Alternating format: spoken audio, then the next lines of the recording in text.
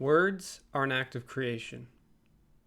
Every time you say something or you think something, you are putting out a spell. You are willing something into existence. If you think to yourself, I'm hungry, you are partially, by that thought, creating the act of hunger. You are making yourself hungry. And that might sound absurd to you. You might say, well, hunger's physiological. We can measure it. We can say there's less food in the stomach, so there's a signal to the brain. What would a thought have to do with that?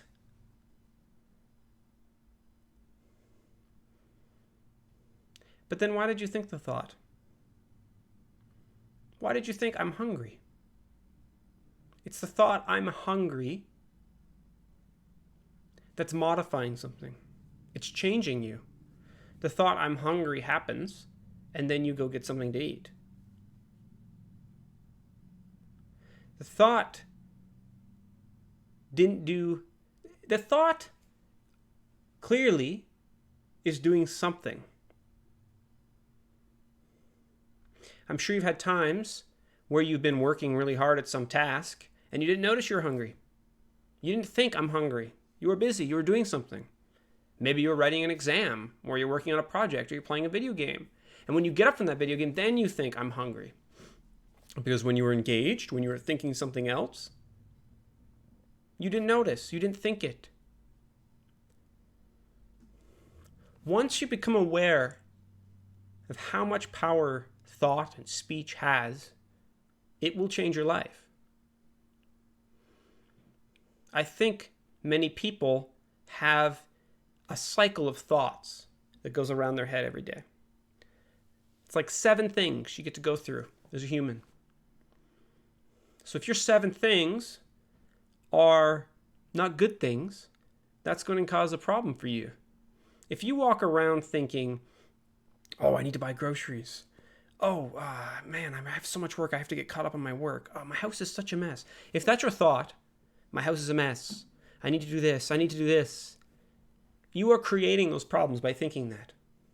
You're not solving anything. What you're doing is you're casting a sort of spell, a very ineffective spell. You're basically willing a messy house into existence. You're willing more problems.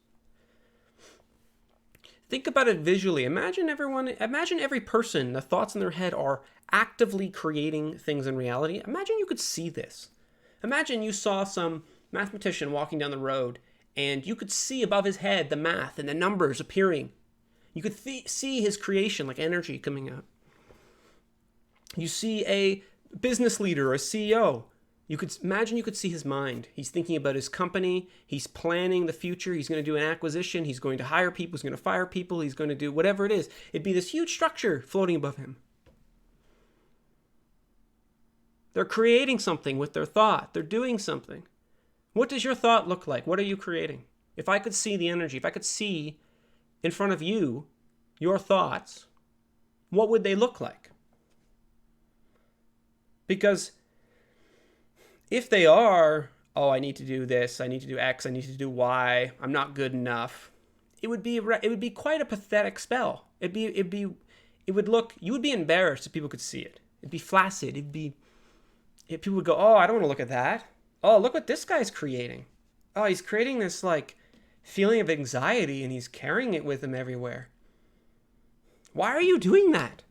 You think just because you did it before, you need to keep casting this spell? That's an interesting part of this, though, is part of some people's creation. Inherent to the spell that they're casting is this idea that they can cast no other spells. Some people put out energy in the world as if to say, things suck, they have to suck, and there's no other way to see it.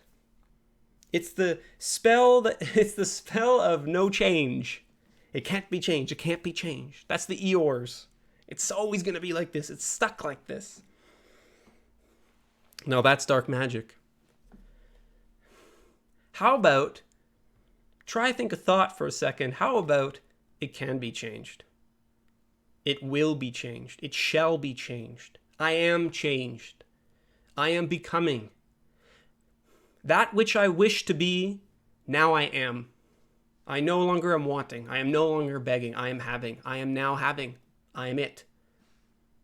When can you say I am it? When will you be willing to change your spell? Change the thought forms. And if you tell me, if you're thinking, oh, that's too hard, I can't change my thought, that itself is a spell. That's now in your juggling mind. If I'm looking at you, what you're doing is you're going, now it's, I can't do this, I can't do this. I also can't change what I'm thinking. That's just a new ball you're juggling. You just added that ball. More resistance. You will know a tree by its fruit.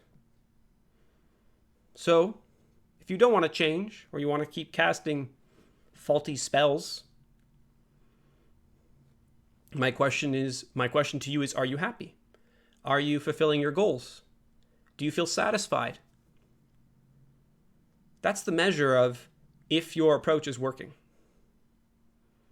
But if your approach is not working, and you also think there's no way it could work, you might be stuck. You might be stuck summoning crap. And it's time to let go. Not fight it, it's time to let go. Let go of that spell.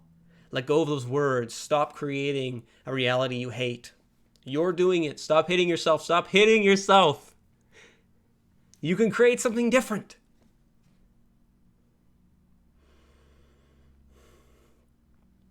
Lastly, I want to speak about the word spell.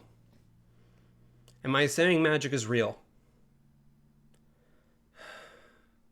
No, I am not literally saying that we cast magic like some fantasy book and we're going to summon dragons or whatever. But I do believe that there is a profound coherence, profound relationship between thought and speech and reality. Now, the ultimate nature of that relationship, that gets into philosophy. That's a difficult question to untangle. But you don't need to know the mechanism. You don't need to know, is it physics? Is it my body? Is it spiritual? You don't need to know the whole system of how your language and how your thought is affecting the world. You don't, stop thinking you need to understand everything. You can enjoy a movie without understanding how a camera works. Try just accepting the fact that your thought and your language are spells. And then change them to what you want them to be. And watch what happens.